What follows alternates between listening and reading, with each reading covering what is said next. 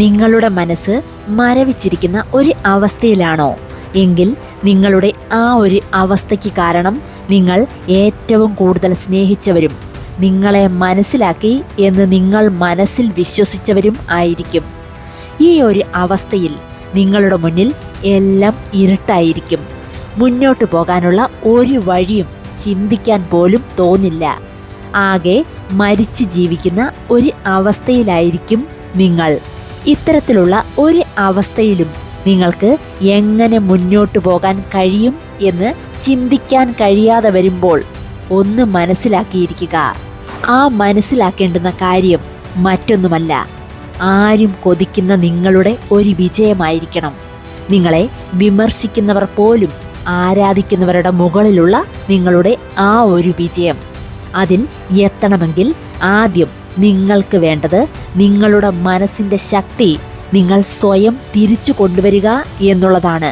അതിന് വേണ്ട കാര്യങ്ങൾ മറ്റാരും അറിയാതെ നിങ്ങൾ സൈലൻ്റായി ചെയ്യുക.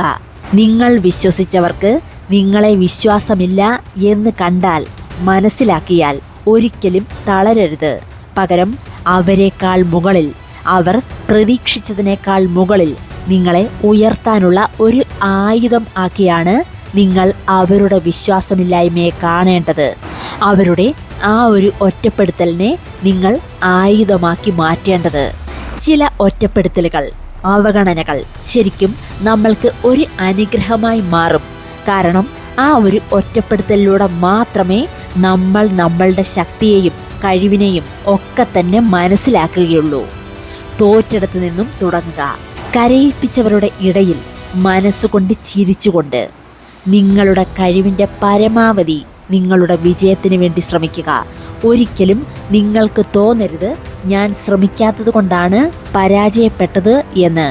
എപ്പോഴും നിങ്ങളെ തോൽപ്പിക്കുന്നവരുടെ മുന്നിൽ, പുച്ഛിക്കുന്നവരുടെ മുന്നിൽ നിങ്ങൾ തളരാതെ മുന്നോട്ട് പോകാൻ നിങ്ങളുടെ മനസ്സിനെ പ്രാപ്തമാക്കുക. അങ്ങനെയെങ്കിൽ ഒരു നാൾ നിങ്ങൾ പോലും സ്വപ്നം കാണാത്ത വിധം നിങ്ങൾ ഉയർത്തപ്പെട്ടിരിക്കും എന്നുള്ളത് തീർച്ചയായ ഒരു കാര്യമാണ്. അതാണ് സത്യവും. നിങ്ങളുടെ സ്വന്തം മൗനസഞ്ചാരി.